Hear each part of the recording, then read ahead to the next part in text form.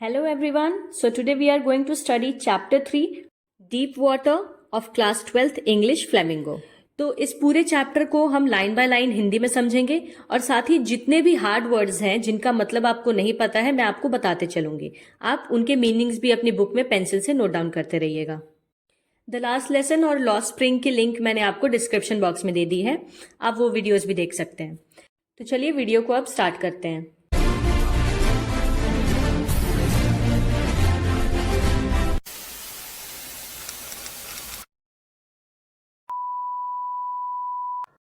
Lesson 3 deep water written by William Douglas.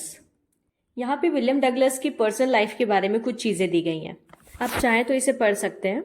हमारे काम की चीज सेकेंड लास्ट लाइन से है। The following excerpt is taken from of man and mountains by William O Douglas. तो ये जो डीप वाटर स्टोरी है ये विलियम ओ डगलस के द्वारा लिखी गई एक किताब ऑफ मैन एंड माउंटेन्स में से लिया गया भाग है। एक्सर्प्ट का मतलब होता है खंड या भाग। It reveals how as a young boy William Douglas nearly drowned in a swimming pool. ये कहानी हमें बताती है कि कैसे बचपन में विलियम डगलस जब छोटे बच्चे थे तो वो लगभग पूल में डूब चुके थे। In this essay he talks about his fear of water and thereafter how he finally overcame it. इस निबंध में वो ये भी बताते हैं कि उन्हें पानी से कितना डर लगता था और किस तरह से उन्होंने अपने पानी के डर को खत्म किया। Notice how the autobiographical part of the selection is used to support his discussion of fear. तो इस कहानी में हम पढ़ेंगे कि किस तरह से उन्होंने अपने पानी के डर को व्यक्त किया है, बयां किया है शब्दों से। अब यहाँ से स्टोरी शुरू होती है। It had happened when I was 10 और 11 ईयर्स ओल्ड। डगलस बताते हैं कि ये तब की बात है जब मैं 10-11 साल का बच्चा था। I had decided to learn to swim. उन्होंने तय किया कि वो तैरना सीखेंगे। There was a pool at the YMCA in Yakima that offered exactly the opportunity. USA के ईस्ट वॉशिंगटन में एक कोलंबिया नाम की नदी है जिसकी ट्रिब्यूटरी यानी जिससे निकली हुई एक छोटी नदी का नाम है याकिमा। तो याकिमा में ही एक पूल था YMCA के अंदर जहां पे स्विमिंग सिखाई जाती थी। The Yakima river was treacherous. Treacherous का मतलब होता है जिस पे विश्वास ना किया जा सके, मतलब उस नदी का बहाव कैसे जाएगा, किधर बहेगा, ये बताया नहीं जा सकता। Mother continually warn against it. तो डगलस की जो माँ थी वो उन्हें हमेशा इसके बारे में सतर्क भी करती थी। And kept fresh in my mind the details of each drowning in the river. और उन्हें वो बताती भी रहती थी जितनी भी घटनाएं उस नदी में हुई हैं, यानी जितने भी लोग डूबे हैं उनके बारे में। But the YMCA pool was safe. लेकिन जो YMCA पूल था वो सुरक्षित था। It was only 2 or 3 feet deep at the shallow and and while it was 9 feet deep at the other the drop was gradual. उथले सिरे पर यानी जहां पानी कम होता है, ठीक है, शैलो मतलब जो कम गहरा है, तो जो कम गहरा वाला हिस्सा था वो लगभग केवल 2 या 3 फीट गहरा था और जो ज्यादा गहरा वाला हिस्सा था वो मैक्सिमम 9 फीट तक यानी 9 फीट तक गहरा था। ड्रॉप वॉज ग्रेजुअल का मतलब है कि जो गहराई भी थी वो एकदम अचानक से नहीं थी, मतलब हल्की हल्की ढलान जैसी थी। I got a pair of water wings and went to the pool. दोनों हाथों में डगलस ने वाटर विंग्स पहन लिए जो डूबने से बचाते हैं और वो पूल की तरफ चले गए। I hated to walk naked into it and show my skinny legs. Douglas बताते हैं कि वो बहुत ज्यादा पतले थे जिस वजह से उनको बिना कपड़ों के वहां तक जाना बहुत शर्मिंदगी भरा लगता था। But I subdued my pride and did it. Subdued का मतलब होता है कंट्रोल करना, वश में करना। तो उन्होंने अपने भाव को कम किया और बिना कपड़ों के ही पूल तक गए। From the beginning however I had an aversion to the water when I was in it. Douglas बताते हैं कि शुरुआत से ही उनको पानी से कुछ खास लगाव नहीं था। अवर्जन का मतलब होता है अरुचि या कोई चीज पसंद ना होना। This started when I was 3 or 4 years old and my father took me to the beach in California. और उन्हें बचपन से ही पानी से लगाव इसलिए नहीं था क्योंकि जब वो 3-4 साल के बच्चे थे तो उनके पिताजी उन्हें कैलिफोर्निया में एक बीच के किनारे ले गए थे। He and I stood together in the Surf.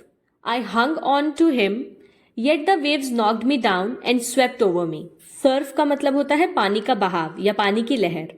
तो डगलस और उनके पिता दोनों पानी के लहरों के बीच खड़े थे और पानी का बहाव इतना तेज आया कि वो डगलस को गिराते हुए उनके ऊपर से निकल गया। तभी से उन्हें पानी पसंद नहीं है।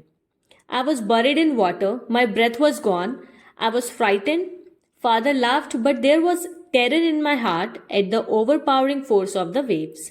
तो वो बताते हैं कि मैं पूरी तरह से पानी में दफन हो गया, मेरी सांस लगभग जा चुकी थी और मैं बहुत ज्यादा डर गया था। लेकिन ये सब देखकर मेरे पिताजी हंस रहे थे और पानी की बहुत ज्यादा ताकतवर लहरों का जो प्रभाव था वो तभी से मेरे दिल में दहशत कर गया। टेरर मीन्स डर पैदा करना, दहशत पैदा करना। My introduction to the YMCA swimming pool revived unpleasant memories and stirred childish fears. तो YMCA में आते ही उनका जो बचपन का डर था वो पुनर्जीवित हो गया। रिवाइव मतलब होता है पुनर्जीवित होना। जितनी उनकी बुरी यादें थी या बचपन का डर था वो सारी चीजें उनके दिमाग में दोबारा से घूमने लगी। But in a little while I gathered confidence. लेकिन कुछ ही देर में मैंने संघर्ष एकत्रित किया। I paddled with my new water wings, watching the other boys and trying to learn by aping them. Aping का मतलब होता है नकल करना। तो उन्होंने अपने हाथ में जो वाटर विंग्स थे उसको पैडल करना शुरू किया, हाथों को आगे पीछे करते हुए। बाकी बच्चों को देख के वो उनकी नकल करके सीखने की कोशिश करने लगे। I did this 2 or 3 times on different days and was just beginning to feel at ease in the water when the misadventure happened. Ease का मतलब होता है कंफर्टेबल फील करना। तो उन्होंने लगभग 3-4 दिन तक लोगों को देख के नकल की और अब जब धीरे धीरे उन्हें पानी की तरफ अट्रैक्शन होने लगा था तभी उनके साथ एक बहुत बड़ी दुर्घटना हो गई। I went to the pool when no one else was there. तो एक दिन की बात वो बताते हैं कि वो पूल पे गए जब वहां कोई नहीं था। द प्लेस वॉज क्वाइट, पूरी तरफ सन्नाटा था। द वॉटर वॉज स्टिल, पानी भी एकदम स्थिर था। And the tiled bottom was as white and clean as bathtub. और पूल के सरफेस पे जो टाइल्स लगे हुए थे वो पानी के स्थिर होने की वजह से एकदम साफ और सफेद बाथटब की तरह दिख रहे थे। I was timid about going in alone, so I sat on the side of the pool to wait for others. Timid का मतलब होता है डरपोक। तो उन्हें अकेले पूल में जाने में डर लग रहा था, इसीलिए वो पूल के किनारे बैठकर बाकियों के आने का इंतजार कर रहे थे। I had not been there long when in came a big bruiser of a boy, probably 18 years old. Bruiser का मतलब होता है गुस्सैल या एग्रेसिव। तो डगलस को वहां बैठे अभी कुछ ही देर हुए थे कि तभी वहां पे एक 18 साल का लड़का जो दिखने में बहुत गुस्सैल लग रहा था वो आया। He had thick hair on his chest. He was a beautiful physical specimen with legs and arms that showed rippling muscles. Specimen मतलब नमूना और रिपलिंग का मतलब होता है लहराना। उस लड़के की छाती पे बहुत घने बाल थे, वो दिखने में बहुत ही हट्टा कट्टा और मतलब लहराती हुए सुंदर मसल्स वाला था। He yelled, "Hi skinny, how would you like to be ducked?" Skinny मतलब पतला और डग्ड मतलब डुबकी लगाना। उस लड़के ने दूर से ही चिल्ला के पूछा कि हाय स्किनी, तुम्हें डुबकी लगाना कैसा लगेगा? With that he picked me up and tossed me into the deep end. और इतना कहते ही उसने डगलस को उठाया और घुमा के पानी में फेंक दिया। I landed in a sitting position, swallowed water and went at once to the bottom. बैठी हुई पोजीशन में वो पानी के अंदर गए, पूरा पानी उन्होंने स्वॉलो कर लिया और सीधा एक ही बार में पूल का जो बॉटम यानी उसका सरफेस था वहां तक पहुंच गए। I was frightened but not yet frightened out of my wits. वो बहुत ज्यादा डरे हुए थे लेकिन अभी भी उनका दिमाग डरा नहीं था। विट्स मतलब दिमाग से। On the way down I planned, जैसे जैसे वो अंदर गिरते जा रहे थे उनके दिमाग में प्लानिंग चल रही थी। When my feet hit the bottom I would make a big jump, come to the surface, lie flat on it and paddle to the edge of the pool. कि जैसे ही उनके पैर पुल के सरफेस को छुएंगे वो एक तेजी से धक्का मारेंगे और ऊपर की तरफ उछलते हुए पानी के सरफेस पे लेट जाएंगे और पैडल करते हुए मतलब हाथ पैर चलाते चलाते पुल के किनारे पहुंच जाएंगे। ये सारी स्ट्रैटेजी उनके दिमाग में चल रही थी। देखिए, जब भी आप किसी मुसीबत में होता है या अगर आपकी जान पे खतरा होता है तो आपके सारे बॉडी पार्ट्स, आपके सारे रिफ्लेक्सेस बहुत ही तेजी से काम करने लगते हैं। वही सेम चीज डगलस के साथ भी हो रही थी। It seemed a long way down, यानी पूल के सरफेस का जो रास्ता था वो बहुत लंबा लग रहा था। Those 9 feet were more likely 90. And before I touched bottom, my lungs were ready to burst. वो जो 9 फीट की गहराई थी वो अब 90 सी महसूस हो रही थी और जब तक उनका पैर पूल के सरफेस तक पहुंचता उनके जो फेफड़े थे, लंग्स, वो पूरी तरह फटने को तैयार थे। But when my feet hit bottom, I summoned all my strength and made what I thought was a great spring upwards. Summoned का मतलब होता है बटोरना या इकट्ठा करना। तो जैसे ही उनका पैर पूल के सरफेस पे टच होता है, वो अपनी सारी स्ट्रेंथ, सारी ताकत को इकट्ठा करते हैं और जो उन्होंने स्ट्रैटेजी बनाई थी उस हिसाब से खूब तेजी से, मतलब स्प्रिंग की तरह धक्का अपने आप को ऊपर मारते हैं। I imagined I would bob to the surface like a cork. Bob मतलब फुदकना या उछलना, और कॉर्क का यहाँ पे मतलब है, जो बॉटल्स आपने देखी होंगी उसमें रबर का ढक्कन लगा रहता है शैम्पियन या बियर बॉटल्स में, उसको कॉर्क कहते हैं। तो डगलस को ऐसा लगा कि धक्का मारते ही वो कॉर्क की तरह उछल के सीधा पानी के सरफेस पे पहुंच जाएंगे। Instead I came up slowly, लेकिन इसका उल्टा हो रहा था, वो एकदम धीरे धीरे ऊपर की तरफ जा रहे थे। I open my eyes and saw nothing but water that had a dirty yellow tinge to it. जब उन्होंने अपनी आंखें खोली तो उन्हें पानी के सिवा कुछ नहीं दिख रहा था। पानी कैसा था? येलो, गंदा पीले रंग का पानी। टिंज का मतलब होता है रंग। आई ग्रीव पैनिकली, मुझे बहुत ज्यादा घबराहट होने लगी। I reached up as if to grab a rope and my hands clutched only at water.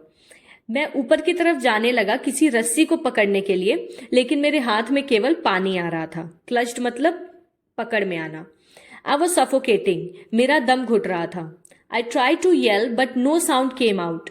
मैं चिल्लाने की भी कोशिश कर रहा था लेकिन मुंह से कोई आवाज नहीं निकल रही थी। Then my eyes and nose came out of water but not my mouth.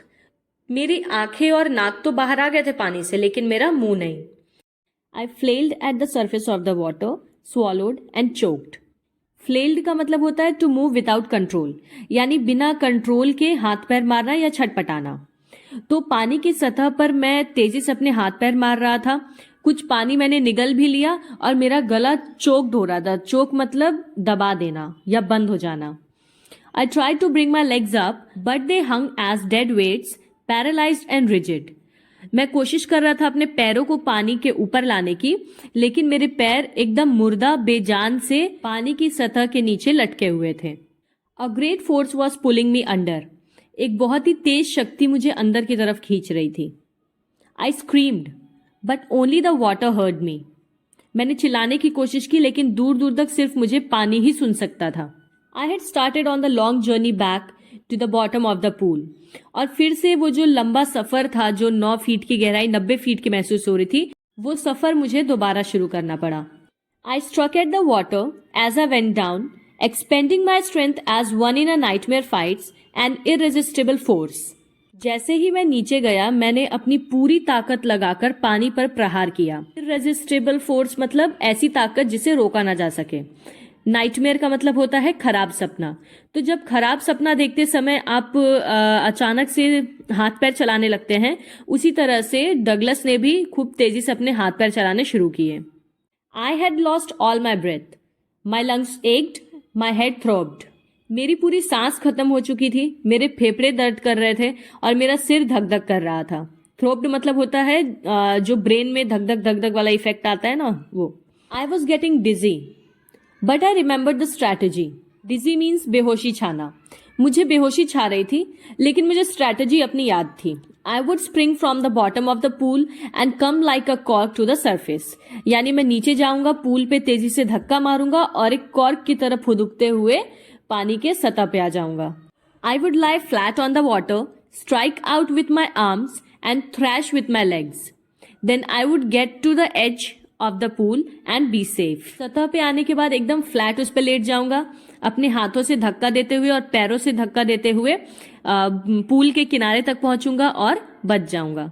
I went down down endlessly, लेकिन हो उल्टा रहा था, मैं पूरी तरह नीचे के नीचे जाते जा रहा था। आई ओपन माई आईज, मैंने अपनी आंखें खोली। Nothing but water with a yellow glow, dark water that one could not see through. और वहां पे सिर्फ पानी था, एकदम अंधेरा सा पानी में, जिसमें से एक पीली सी रोशनी निकल के आ रही थी। And then sheer stark terror seized me, terror that knows no understanding, terror that knows no control, terror that no one can understand who has not experienced it. Sheer का मतलब होता है सचमुच में, और स्टार्क टेरर का मतलब है बहुत ही ज्यादा डर। डगलस यहाँ कहते हैं कि स्टार्क टेरर ने, उस डर ने मुझे पूरी तरह से बांध दिया। एक ऐसा डर जिसपे हमारा वश नहीं चलता, एक ऐसा डर जिसे कि जिसने अगर कभी एक्सपीरियंस ना किया हो वो उस डर को नहीं समझ सकता। I was shrieking under water, I was paralysed under water, stiff rigid with fear. Shrieking का मतलब होता है चिल्लाने की कोशिश करना। मैं पानी के अंदर चिल्लाने की कोशिश कर रहा था और पानी के अंदर मैं पूरी तरह से पैरालाइज हो चुका था, एकदम सख्त डरा हुआ। Even the screams in my throat were frozen. मेरे गले में से जो चीख थी वो भी जम चुकी थी। Only my heart and the pounding in my head said that I was still alive. सिर्फ मेरे दिल का धड़कना और मेरे सिर में जो धक धक का वो वाइब्रेशन हो रहा था उससे मुझे पता चल रहा था कि मैं अभी भी जिंदा हूं। And then in the midst of the terror came a touch of reason. I must remember to jump when I hit the bottom. और फिर इस डर के बीच में एक उम्मीद सी जागी अंदर और मुझे याद आया कि जैसे ही मैं बॉटम को टच करूंगा पुल के, वैसे ही मुझे अपने आप को धक्का मारना है।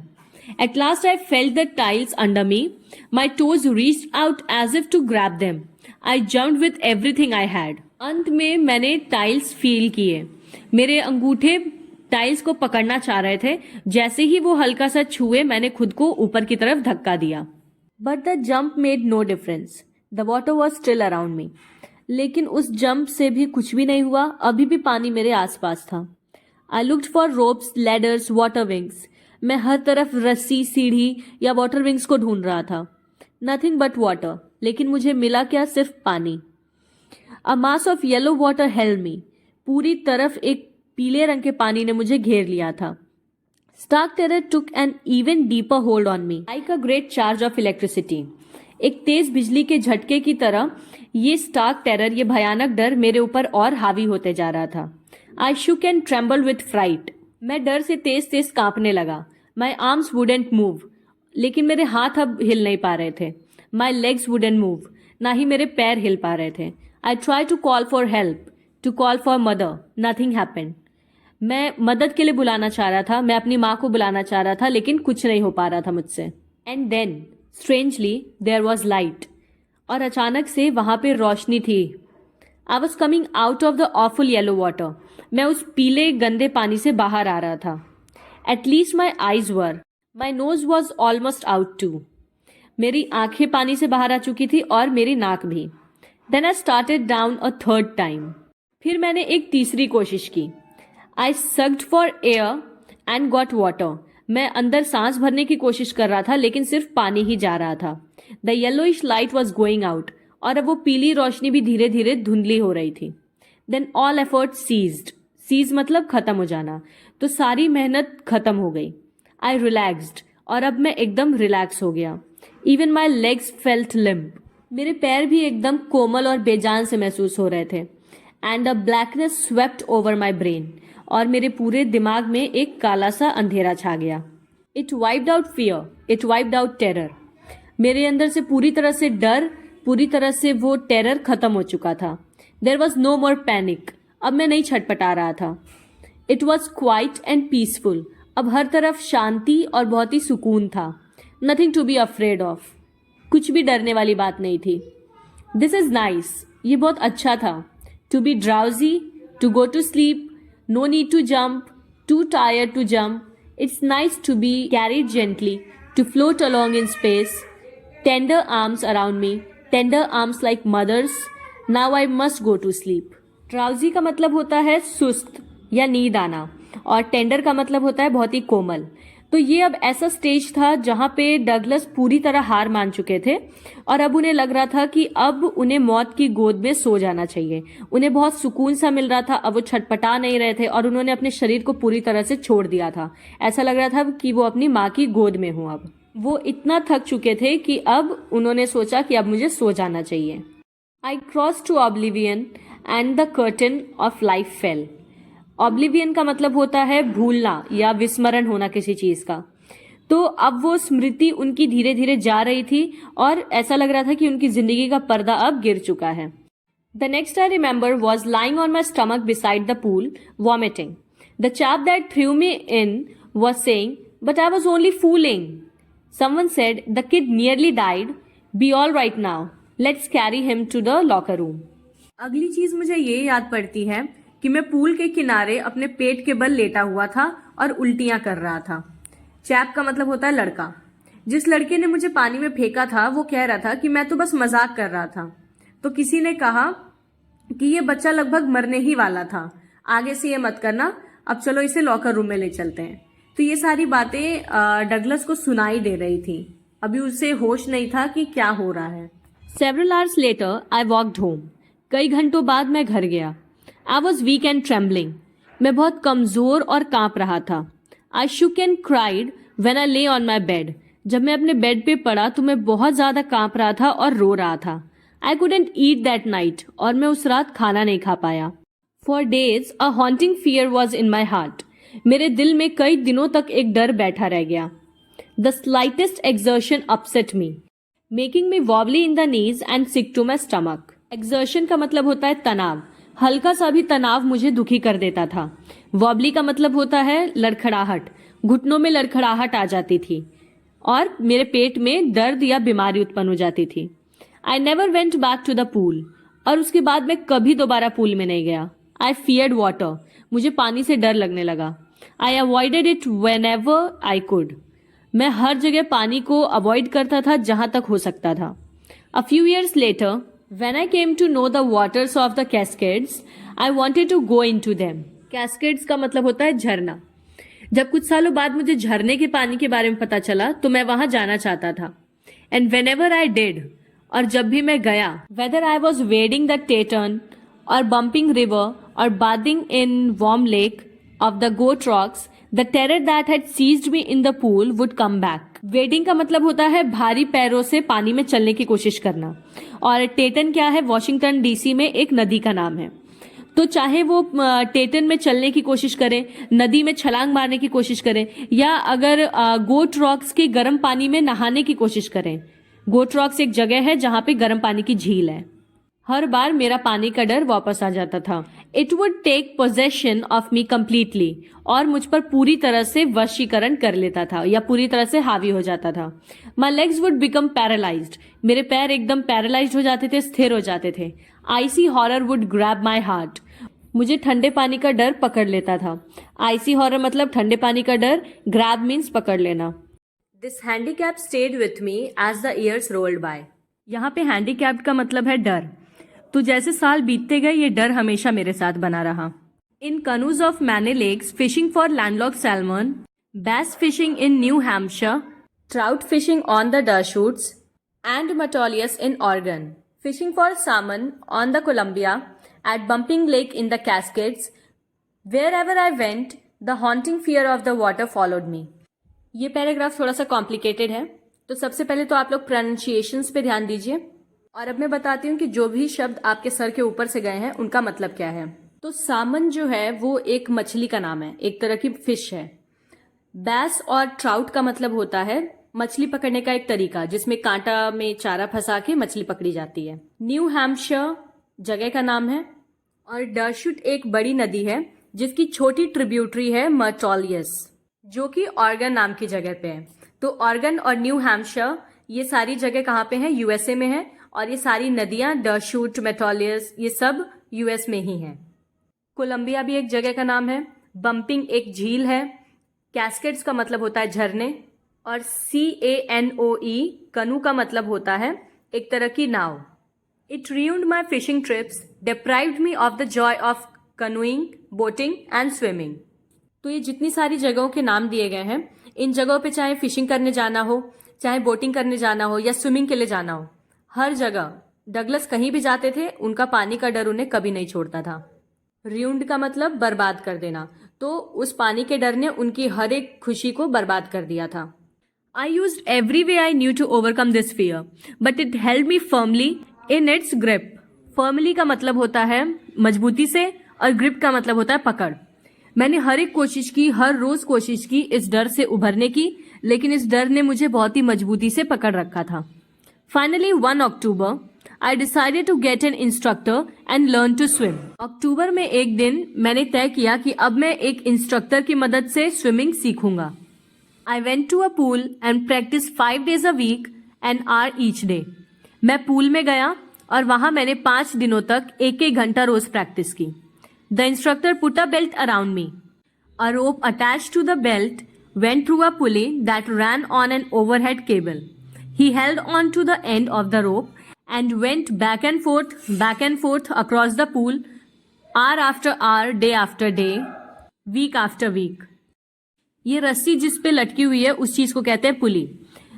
इंस्ट्रक्टर ने क्या किया था, डगलस को रस्सी के एक सिरे से बांध दिया था और उसको तैरने के लिए बोला पूल में, और दूसरा रस्सी का जो सिरा था वो पुली के ऊपर से ले जाते हुए उसको खुद पकड़ रखा था।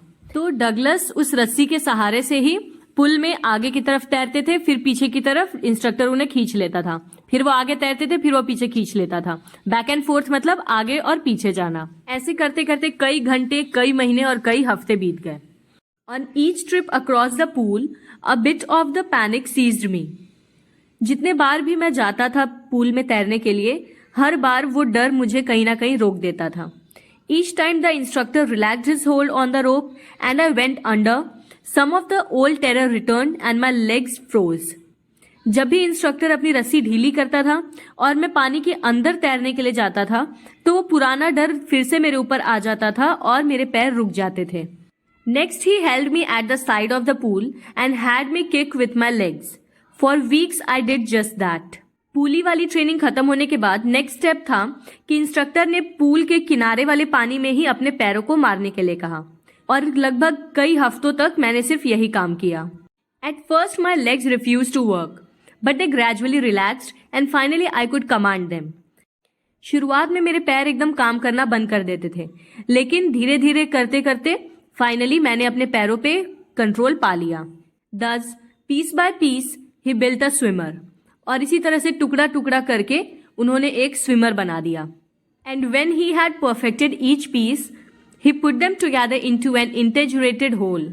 एक एक हिस्सा सिखाते सिखाते उन्होंने फिर मुझे सारी चीजें एक साथ सिखाई। In April he said, now you can swim, dive off and swim the length of the pool, crawl, stroke. अक्टूबर से लेकर अप्रैल तक फाइनली अब डगलस तैरना सीख चुके थे। इंस्ट्रक्टर ने उनसे कहा, अब तुम तैर सकते हो, डाइव मार सकते हो, पूरे पूल को तैर के पार कर सकते हो, मतलब जैसे चाहे वैसे तुम पानी में खेल सकते हो। I did. The instructor was finished, but I was not finished. I still wondered if I would be terror stricken when I was alone in the pool. तो इंस्ट्रक्टर तो अब जा चुके थे, लेकिन मैं अभी तक नहीं रुका था। मुझे अभी भी कहीं ना कहीं लगता था कि अगर मैं पानी में फिर से जाऊंगा अकेले तो हो सकता है मेरा वो डर वापस आ जाए। I tried it. I swam the length up and down. मैंने करके दिखाया। मैं पूरे पूल में उसकी सतह से लेके पूरा नीचे तक तैरते हुए गया और फिर ऊपर आया। Tiny vestiges of the old terror would return. वेस्टिजेस का मतलब होता है चिन्ह, तो पुराने डर के कुछ चिन्ह अभी भी लौट के आते थे। But now I could frown and say to that terror, trying to scare me, हाँ well here's to you, look, and off I would go for another length of the pool. अब मेरे पास जब भी वो डर आता था, मैं उसकी आंखों में आंखें डाल के उसे चैलेंज करता था कि तुम मुझे डराना चाहते हो लेकिन नहीं डरा पाओगे, देखो। और ऐसा कहकर मैं पानी में कूद जाता था और तैर के दिखाता था। This went on until July, but I was still not satisfied. I was not sure that all the terror had left.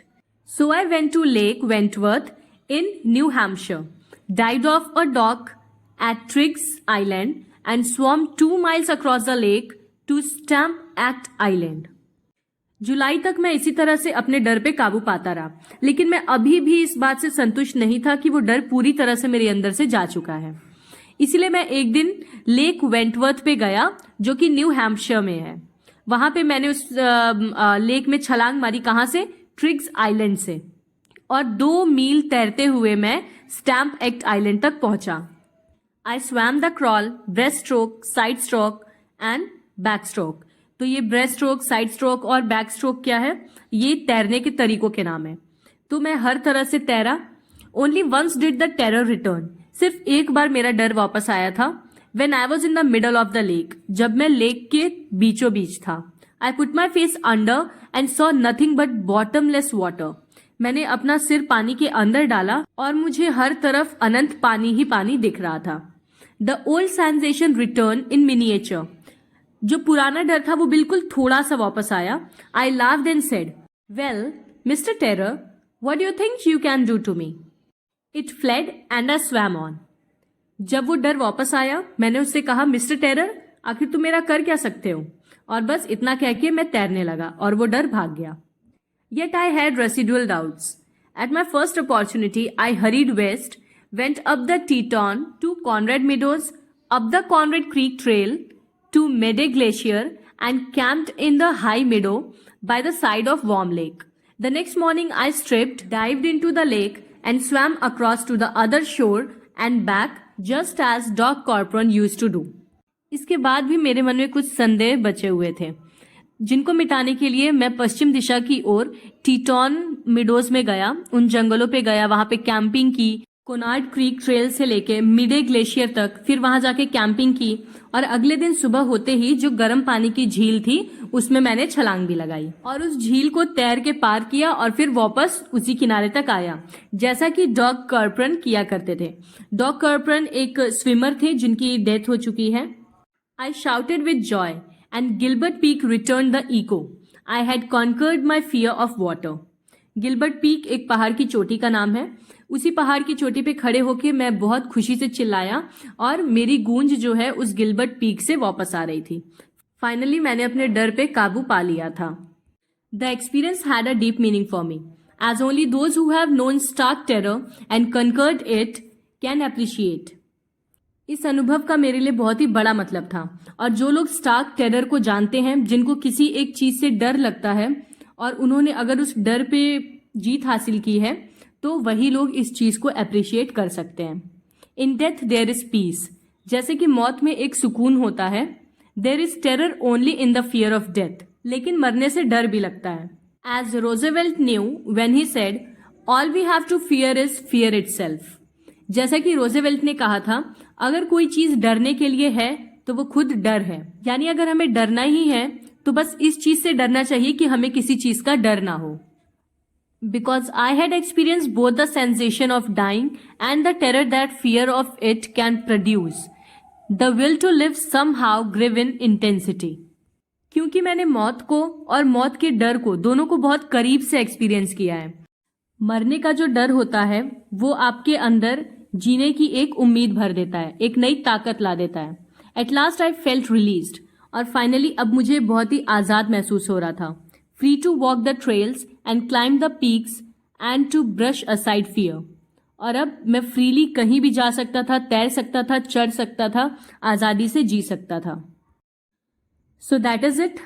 ये था डीप वाटर की पूरी स्टोरी। इसमें डगलस ने अपने एक्सपीरियंस को शेयर करते हुए बताया है कि किस तरह से अगर आपको किसी चीज से डर लगता है तो आपको उस डर पे जीत पानी है, ना कि उस डर से बैठे रहना है, उससे ट्रॉमेटाइज होना है। तो अब नेक्स्ट वीडियो में हम इस चैप्टर के एमसीक्यूज करेंगे। Till then take care and bye bye. And yes, don't forget to share it with your friends and classmates.